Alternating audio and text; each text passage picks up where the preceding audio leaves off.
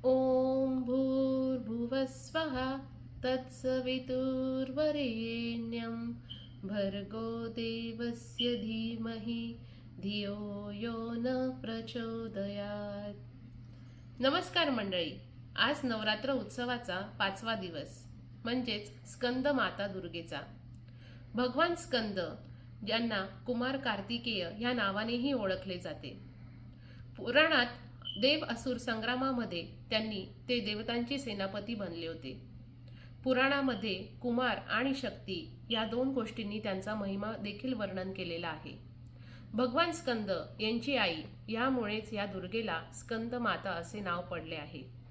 स्कंद माता ही 4 भुजा धारण करणारी देवी, जिच्या उजव्या हातामध्ये कमळाचे फूल आहे आणि डाव्या हातामध्ये वरद हस्त आहे.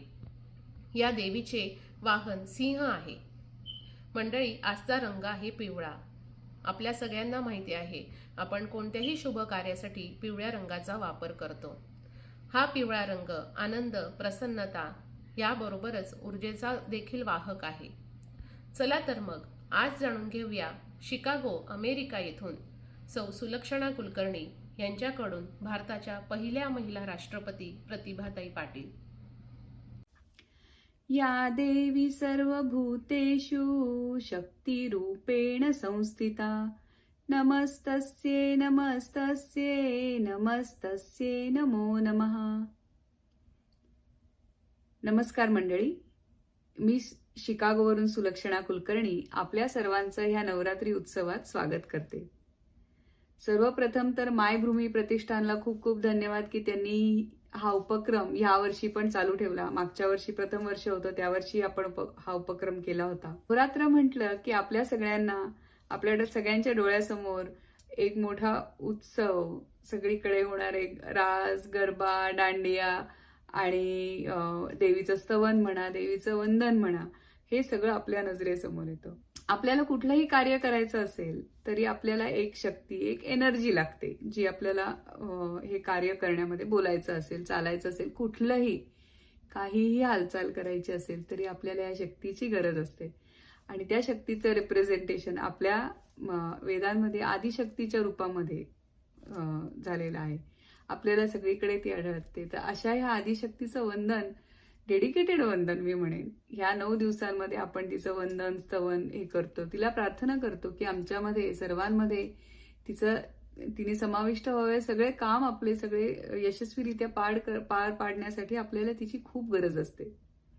अशा या आदिशक्तीला वंदन करून मी आज आपल्या समोर आपल्या भारताच्या 12व्या राष्ट्रपती म्हणजेच पहिल्या महिला राष्ट्रपती सौ प्रतिभाताई पाटील यांच्याबद्दल थोडीशी माहिती आपल्याला सगळ्यांना सांगणार आहे. प्रतिभाताई, त्यांचा जन्म 19 डिसेंबर 1934 सालचा, म्हणजे थोडक्यात असं बघितलं तर स्वातंत्र्यापूर्वीचा त्यांचा जन्म होता.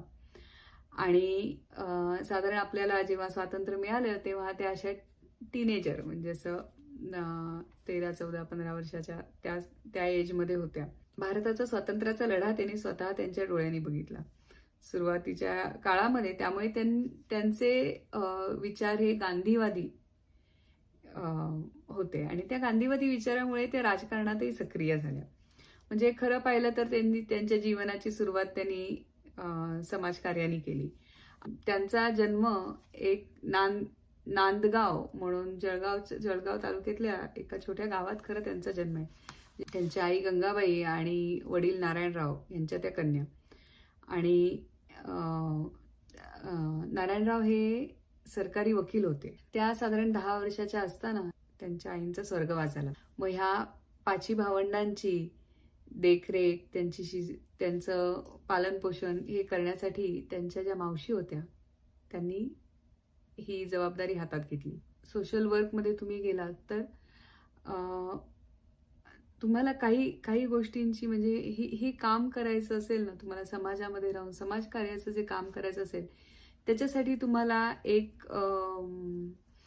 काय म्हणतात की कणखर इच्छाशक्ती लागते. तुम्हाला नात्यांना समजण्याची, त्या नात्यांमधली आपुलकी ह्याची एक उमज लागते. एक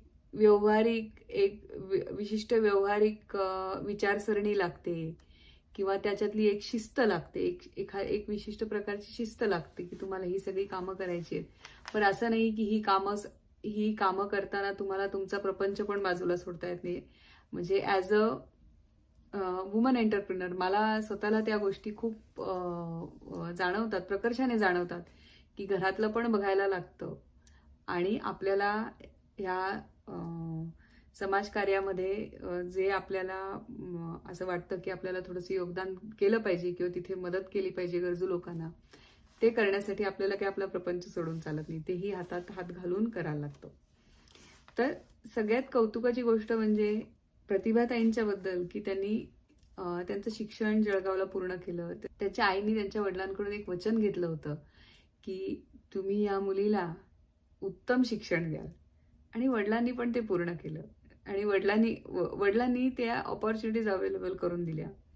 पण प्रतिभाताईंनी पण ते मनावरती घेतलं आणि ते पूर्ण केलं. खरं तर त्यांचं प्राथमिक शिक्षण जळगाव RR विद्यालयामध्ये झालं. त्याच्यानंतर त्यांनी मास्टर ऑफ पॉलिटिकल सायन्स आणि इकॉनॉमिक्स मध्ये MA केलं. आणि एवढंच करून त्या थांबल्या नाहीत, तर त्यांनी पुढे जाऊन मुंबईहून लॉ कॉलेजमध्ये LLB पण केलं. तर काही काळाकरता त्यांनी लॉ पण प्रॅक्टिस केला वडिलांच्या सांगण्याखातर. पण खरं तर त्यांचा सगळा कल हा पॉलिटिकल सायन्स म्हणजे राज्यकारभाराकडे हे होता. आणि कसं असतं, जे आदिशक्ती आपल्या सगळ्या कलागुणांना वाखणते, तसंच त्यांच्या याच्यातल्या ह्या कलागुणाला त्यांच्या याच्यातल्या समाजकार्य करण्याच्या ह्या गुणाला मात्र आदिशक्तीने त्यांना वाखणलं. आणि वयाच्या 27व्या वर्षी मुक्ताईनगरच्या आमदार म्हणून त्या निवडून आल्या. आणि नुसतं एकदाच नाही, सलग 4 वेळा त्यानंतर त्या आमदार म्हणून निवडून आल्या होत्या. त्याच्यानंतर त्यांनी जळगावच्या विधानसभामध्ये मतदारसंघातून निवडून आल्या. आणि मग नंतर ST महामंडळाच्या अध्यक्षा म्हणून त्यांनी काही काळ तिथे कार्य केलं. आणि हे सगळं श्रोते हो, हे सगळं त्यांनी लग्न व्हायच्या आधी केलं, ह्या अचीवमेंट. नंतर जेवढ्या त्या प्रतिभाशाली, नावच त्यांचं प्रतिभाताई आहे, पण तेवढेच प्रतिभाशाली डॉक्टर शेखावत यांच्याशी त्यांचा विवाह झाला. त्या विवाहातून त्यांना 2 मुलं आहेत. आपल्याला प्रत्येकाला ह्या जीवनामध्ये अनेक रोल्स आणि रिस्पॉन्सिबिलिटीज मध्ये खेळायला लागतं. जसं एक स्त्री म्हणून आई आहे, ताई आहे, गृहिणी आहे.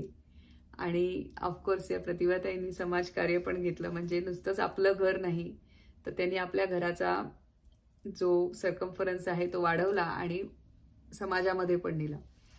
तर माझा परिवार इथपर्यंतच लिमिट न होता अजून ज्या आपल्या समाजातल्या अंडर प्रिव्हिलेज्ड महिला आहेत किंवा अंडर प्रिव्हिलेज लोक आहेत, त्याच्यासाठी त्यांनी खूप कार्य केलं.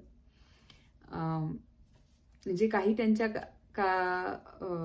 कार्याचं काही तुम्हाला हे सांगायचं असेल तर त्यांनी महिला विकास महामंडळ स्थापन केलं. त्याच्यात आपल्या समाजातील स्त्रियांना काही थोडंसं उदरनिर्वाहासाठी काही थोडं काम मिळेल किंवा त्यांना थोडेसे पैसे कमवता येतील याची संधी उपलब्ध करून दिल्या. त्यांनी पाळणा घर, महिलांसाठी बँक, वर्किंग वुमनचं हॉस्टेल, इंजिनिअरिंग कॉलेज, नंतर इंडस्ट्रियल ट्रेनिंग स्कूल, म्हणजे हे जे अंध लोक आहेत त्यांच्यासाठी इंडस्ट्रियल ट्रेनिंग स्कूल स्थापन केली. गरीब मुलांसाठी, विमुक्त जाती म्हणजे ज्याला आपण नोमॅडिक ट्राईब किंवा आणि बॅकवर्ड क्लासेस म्हणजे मागासलेले जे जाती आहेत त्यांच्या मुलांसाठी म्हणून त्यांनी एक विशेष शाळा चालू केली. कृषी विज्ञान केंद्र चालू केलं. महिला विकास महामंडळ, म्हणजे असे महिलांसाठी तुम्ही गाणं, कम्प्युटर, शिवणकाम, भरतकाम असे विविध प्रकारच्या कलागुणांमधून त्यांना जर का थोडंसं एक आर्थिक थोडंसं फायदा करून घेता येण्यासारखं असेल, अशा प्रकारचे उपक्रम त्यांनी अनेक केलेले आहेत. पण आता हे सगळे आपण म्हणतो की हे स्थायी लेवलवरती होते, पण अशाच उपक्रमांमधून त्या राज्यसभेवरती निवडून आल्या आणि राज्यसभेच्या उपसभापती झाल्या. तर त्या लोकसभेमध्ये सदस्य म्हणून निवडून आल्या आणि त्या राजस्थानच्या सुद्धा पहिल्या महिला राज्यपाल होत्या. नुसतं देशातच नाही, त्यांचं तर कार्य आंतरराष्ट्रीय स्तरावर पण त्यांनी केलेलं आहे. तर त्यांनी भारताचे प्रतिनिधित्व केले प्रिटोरियामध्ये झालेल्या महिला परिषदेमध्ये, म्युनिकमध्ये झालेल्या जागतिक परिषदेमध्ये, USA मध्ये झालेल्या जागतिक महिला परिषदेमध्ये. आणि असं तर खरं तर मी लिस्ट करायला गेले तर त्यांचे खूप खूप ठिकाणी त्यांनी पोर्टोरिको आणि नायरोबीमध्ये international council for social welfare, नंतर बल्गेरियामध्ये AICCIच्या डेलिगेशनमध्ये होत्या, किंवा कॉमनवेल्थ प्रिसाइडिंग ऑफिसर्स कॉन्फरन्स जी लंडनमध्ये झाली तिथे त्यांनी आपल्या भारताचं प्रतिनिधित्व केलंय. असे अनेक ठिकाणी, ऑस्ट्रियामध्ये, चायनामध्ये, असे अनेक ठिकाणी त्यांनी आपल्या भारताचं प्रतिनिधित्व केलं. अशा या अतिशय प्रतिभाशाली प्रतिभाताई, खरं तर त्यांचं जितकं करावं तितकं कौतुक कमी आहे. पण एवढं सगळं इतक्या मोठमोठ्या लोकांबरोबर वावरताना, इतक्या मोठमोठ्या हुद्द्यावरती, इतके मोठे हुद्दे ते स्वतः त्यांनी त्याच्यावरती कार्य करताना सुद्धा तुम्ही जर का कधीही प्रतिभाताईंना बघितलं तर अतिशय तुम्हाला त्या सुशील आणि सोज्वळ अशा रूपात दिसतील. कायम त्या एक साधी कॉटनची किंवा साधी एक काठापदराची साडी, कपाळावरती टिकली, अंबाडा आणि डोक्यावरती पदर घातलेल्या ह्या प्रतिभाताई खरंच इतक्या मोठ्या पदावरती जाऊन सुद्धा आपलं स्त्रीत्व, आपलं मातृत्व आणि आपल्याकडून समाजाला असणारं देणं, ही सर्व कार्य त्यांनी उत्तमरित्या पार पडली. आणि ही कशी पार पडली असतील तर त्या आदिशक्तीचं त्यांच्यावरती नितांत कृपा आहे, म्हणूनच ती पार पडली. कारण जोपर्यंत तिची कृपा नाही तोपर्यंत आपण कुठेच जात नाही. आपल्या सर्वांना या शारदीय नवरात्राच्या खूप खूप शुभेच्छा.